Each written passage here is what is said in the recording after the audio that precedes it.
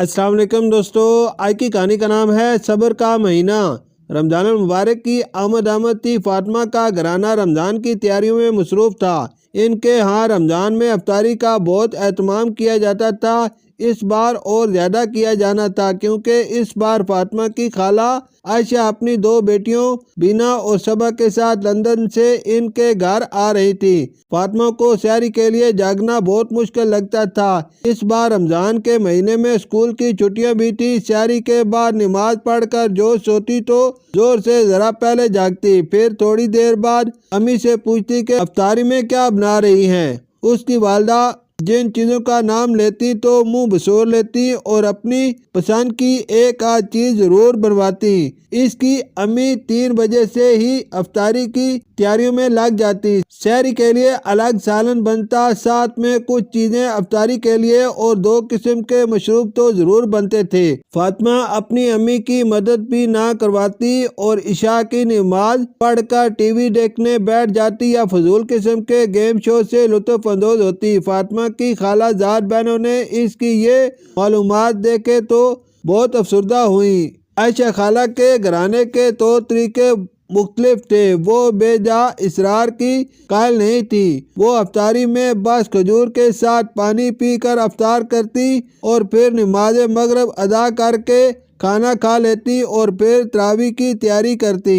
فجر کے بعد عائشہ خالہ اور ان کی بیٹیاں قرآن پاک کی تلاوت کرتی، تھوڑی دیر آرام کرتی، پھر قرآن پاک کا ترجمہ اور تفسیر پڑھتی۔ ہلکا پھلکا کھانے کی وجہ سے عبادت میں سستی اور گرانی محسوس نہیں ہوتی تھی۔ انہوں نے فاطمہ کو بھی سمجھایا کہ رمضان کا مہینہ ہمیں صبر کا درس دیتا ہے، نہ کہ حرص کا۔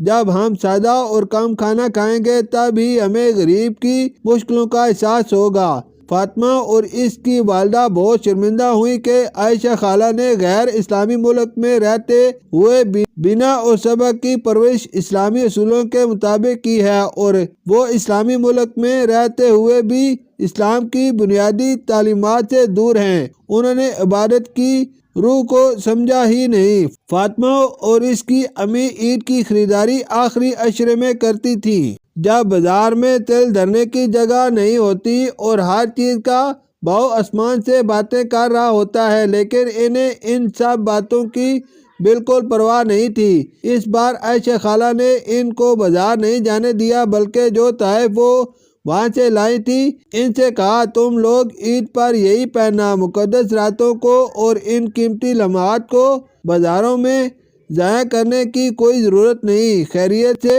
جب رمضان ختم ہوا تو اس بار عید پر فاطمہ اور اس کی امی کو الگ ہی سکون محسوس ہوا، کیونکہ اس بار انہوں نے رمضان المبارک الگ طریقے سے گزارا تھا۔ اس مبارک مہینے میں فیض یاب ہونے کی کوشش بھی کی۔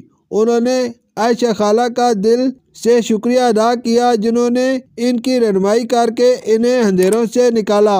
شکریہ۔